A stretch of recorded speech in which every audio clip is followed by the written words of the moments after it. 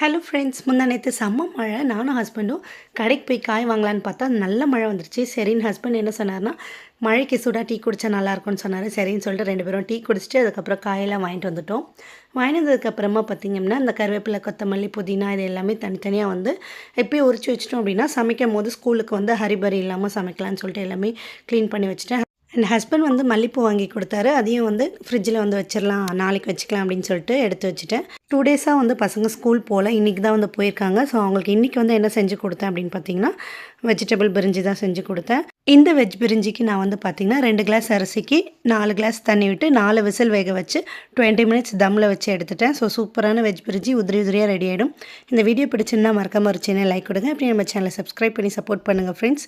Next வந்து நம்ம சேனலில் டிமார்ட் பார்ட் 2 vlog வந்து வரப்போகுது. ஸோ மிஸ் பண்ணாமல் அதையும் பாருங்கள், லைக் பண்ணுங்கள். நெக்ஸ்ட் வீடியோவில் நம்ம பார்க்கலாம். தேங்க்யூ, பாய்.